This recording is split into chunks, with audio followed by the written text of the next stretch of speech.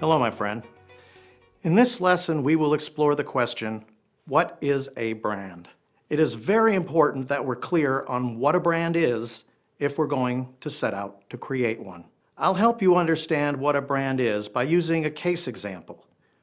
You'll be introduced to the concepts of branding, and we'll see what a brand has done to become what it is today.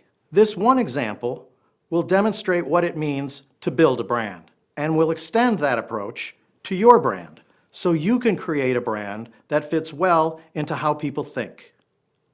Like the case brand, you will craft your brand to satisfy the mental models that people have of a brand. This creates a natural fit between your brand and the customer.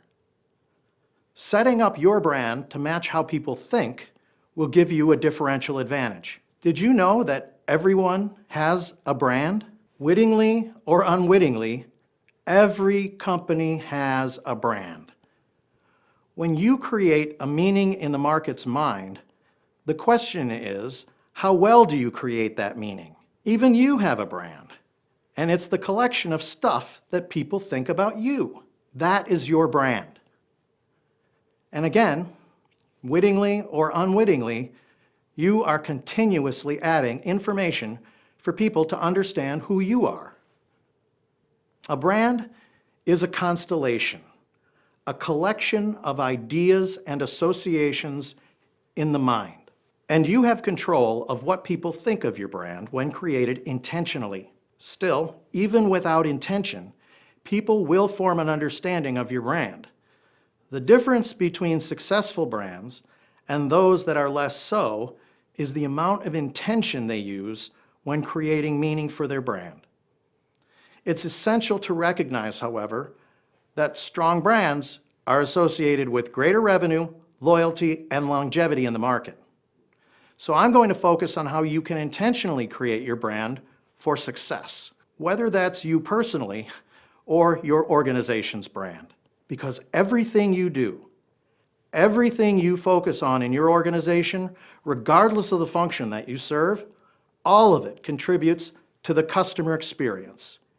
And it all accrues to what the meaning of the brand is. So I want you to turn your attention to looking at how branding works. In a moment, something will happen in this space that is part marketing and part magic.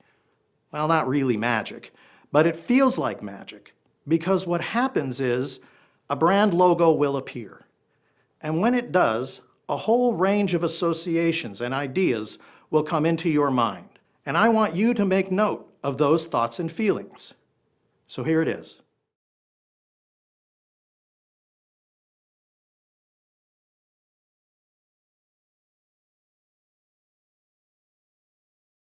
What did you think of? Well, since you can't tell me, I'll tell you. And I have a pretty good idea of the thoughts and feelings you might have had when you saw the brand image. My research has shown consistent responses, and not just for this brand, CocaCola, but for brands in general. So what came to mind when you saw the Coca-Cola logo? How about the colors, red and white? Or the ideas of a sugary sweet beverage?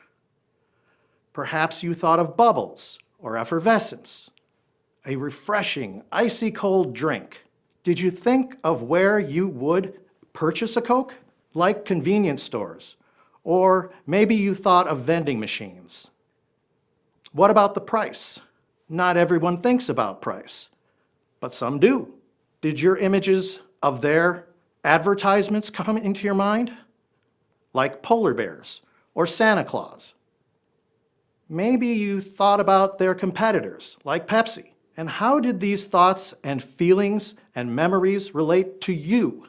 What feelings came up related to yourself or your family?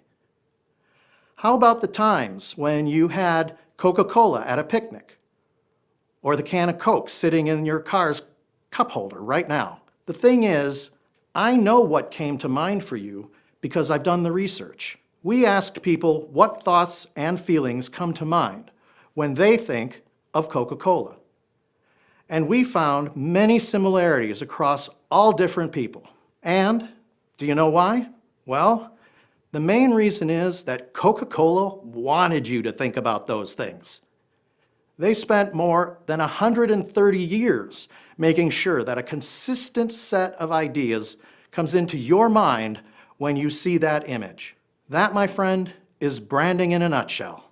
Coca-Cola has invested untold billions of dollars to make sure that their offering is etched in your memory. What really is remarkable is that you know enough about this object to know how to act toward Coca-Cola. If you're thirsty, you drink it.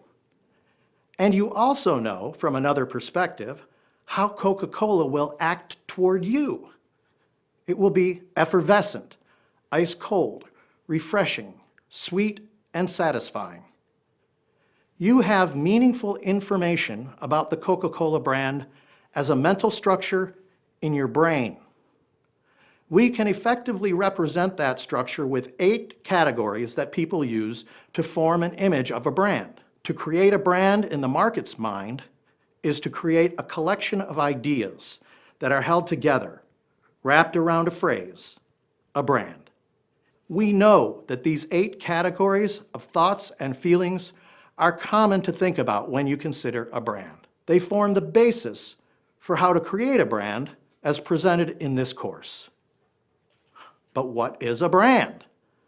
That is what we will turn to in the next video. You're doing a great job. See you in our next lesson.